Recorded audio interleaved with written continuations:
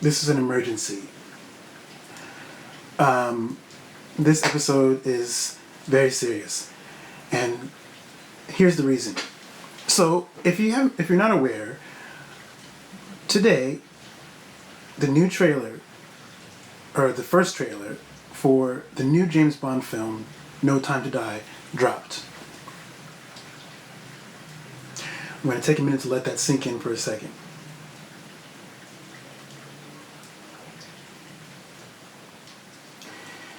It's been a long week. It's only Wednesday. A lot of stressful stuff happening. And today was the first thing this morning that made me a little bit happy. Brought some joy to my life. I didn't watch it immediately. I was in bed this morning and I sort of had the news, found the news that the trailer dropped, and I waited till I got into work. And then at some point during the day at work, I took a moment to watch the trailer. And to me, in my opinion, the film looks like it's shaping up to be something special.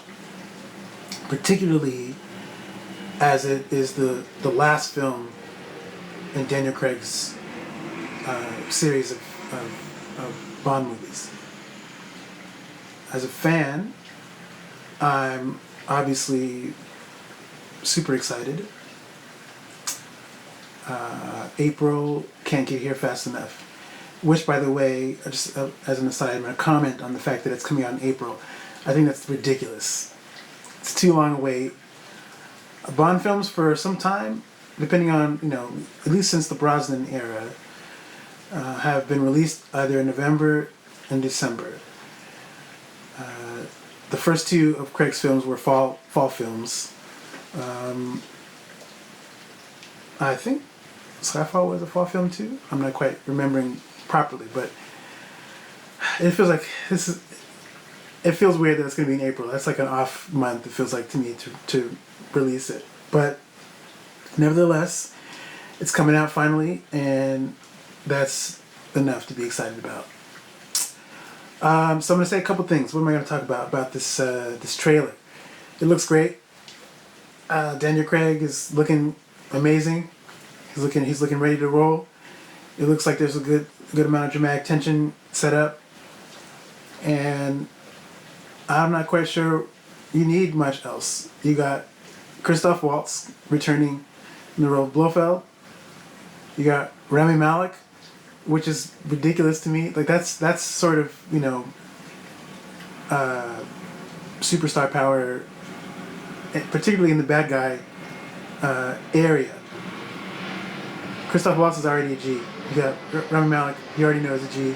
You've seen Mr. Robot, you've seen him in Bohemian Rhapsody, and whatever else you watched him in. I first learned about him in 24, which unfortunately he played the son of a terrorist, and who was also himself a misguided terrorist person. Nevertheless, Rami Malek has come very far since that time, and I'm excited to see what he's going to do in this role in the new Bond film. One of the things I wanted to note in my experience of this trailer is some of the discourse that's taking place around it. So when news dropped several months ago that the new 007 would be a black woman, naturally there was some criticism, and that continues with the release of this trailer. And a lot of what I found in some of the conversations note how the new 007, tells Bond to stay in his lane, right, or else he's going to get shot. I think it's funny that people are bothered by this. We live in a society now where in 2019 a lot of the movies have a tendency, they can feel as if they've been taken over by social justice warriors, or whatever terms people want to throw out there, and maybe in some cases they have. But I think it's interesting, particularly when it comes to Bond, how it seems to be this huge deal when a woman tells Bond to, when she checks him, like, yo, check yourself, get out of the way, when it's actually not the first time this has happened. Like, I think because it's 2019, it feels like it's a heightened state of stuff where this woman, this new kid who's coming into the fold and telling older, experienced James Bond how to move and how not to move, and so people are offended by this. And I think in a different context, I might be too. Here's why I'm not as bothered by that. Because to me, there's a precedent for this. If you go back to, I'll start with The Spy Who Loved Me, for instance, 1977. That film, I think I mentioned in a previous video about the new 007, that Bond is working with Major Anya Amasova, who's Agent XXX, and who's essentially his equal. She checks him many times in that film. I'm not quite sure how many people had a problem with that. Even fans of Bond today who've seen that film, I'm not quite sure many people bat an eye, because the time was different. Maybe. There's a similarity with 1977 and now with regards to the role women play in media like a Bond film particularly. So the decade of 1970s, there were some films that was, women's liberation was hot. It's the middle of the new wave feminism. You have films like The Stepford Wives coming out. Other films that sort of tackle sort of female empowerment and female agency, right, in a different way that hadn't been done up to that point. By 1977, it didn't seem that weird to have a female equal to Bond. You can compare that to now, where in the Time's Up, Me Too, where women, there are a lot more prominent spaces for women in film, TV, and even behind the camera. Now, there's still a lot of work to be done in that area, but it's loads better now than it was even in the 1970s. I think because of Me Too and because of Time's Up, people are Bond fans. Some more traditional Bond fans are upset that this new woman is like, she's coming into the fold and she's like trying to tell James Bond what to do. And I'm not bothered because of that, because we have XXX, who had her own agency and was very capable on her own. And in some instances in that film, showed Bond a thing or two about what time it was. And it's not uncommon. You go to GoldenEye, for instance, when the M is now a woman. That was a big deal in 1995 because historically M has always been a man. In the film, you have Judi Dench taking over that position, and she checks him. Granted, there's a difference because that was his boss, but still, it's not uncommon for Bond to get checked. That's all I'm saying, by a woman, right? Who's the new person. That M was new. Judi Dench was new at the time, coming into Bond's world. Bond had a way of doing things, and she let him know, look, I see how you operate, but I don't care about sending you to your death. I'll send you to death. I don't care about that. But she told him what was going on. That's a big deal for a character like Bond, who's decidedly male, macho, womanizer. Like, women were always like the sort of side playthings to him, secondary to what his job was. Now you have a woman who is the boss of him. And what does that do? It's a great dynamic. My point is that Bond has been checked by women many times. Paris in Tomorrow Never Dies. The homegirl that he loved. When they first meet, she smacks him and then proceeds to tell him what time it is. So, not uncommon for Bond to get checked by females. I think it's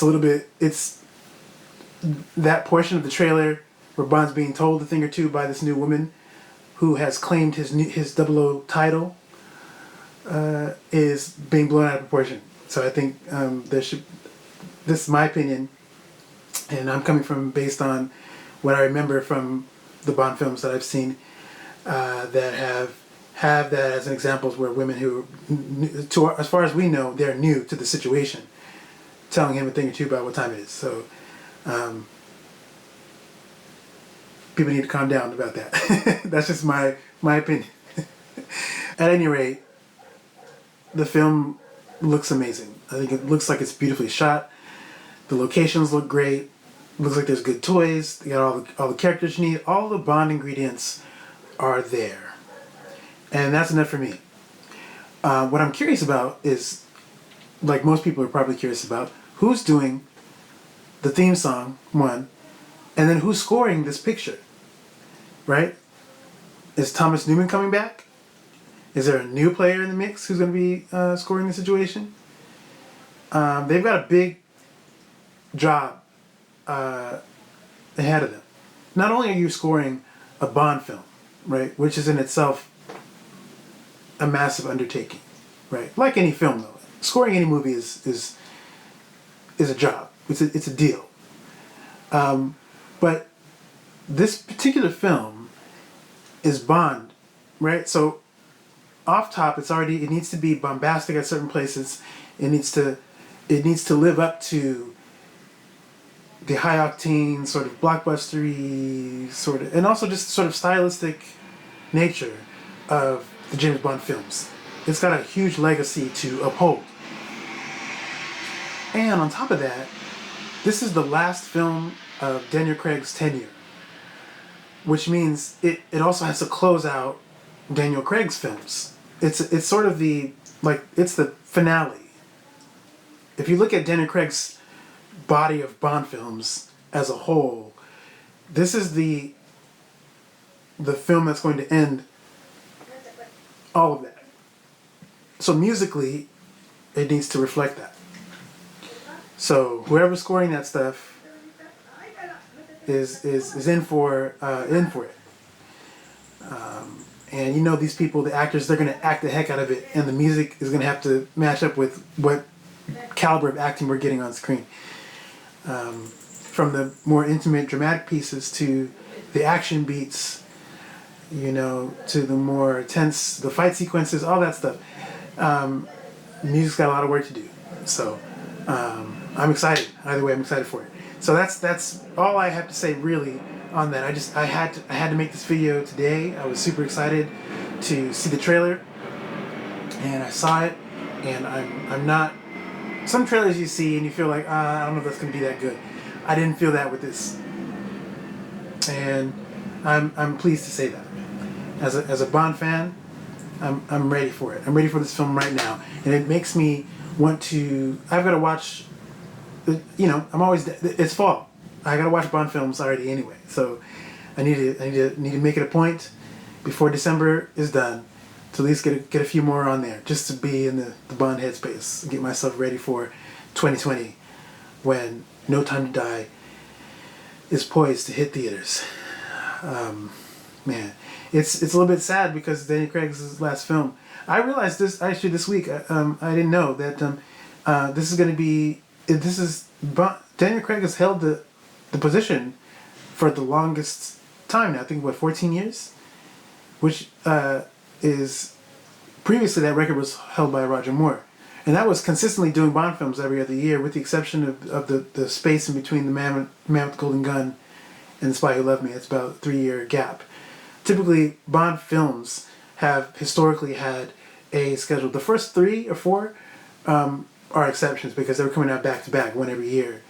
Once you get to Thunderball, after that there's a year gap, and it's coming out every other year. So that's that was the sort of schedule. With Daniel Craig's run, I think with the exception of his first 2, with legal stuff with MGM and United Artists, whatever's happening behind the scenes with Sony and all that stuff, whoever the distributors and companies are who are dealing with the properties, likely had a lot to do with that. And this is not new. It's happened in between the Brosnan and Dalton era as well. during the search for the new Bond and all that, there's these gaps and spaces and stuff like that. So that those gaps, though, I realize during while Daniel Craig is still signed to the character, is what made his tenure last so long. Part of it lasts so long, but that's an amazing. That's serious. 14 years, you know, or yeah, 13, 14 years. That's gonna be that's amazing. That's amazing to have the title of Bond that long, and hopefully end it on a high note. Hopefully this one is good though. It looks good. I'm excited. So that's all for me. I'm gonna close there. If you're excited about this new Bond film, do let me know. Or if you let me know anything you think about just Bond stuff in general. I'm super excited to talk about it. You know, I'm always down to talk Bond.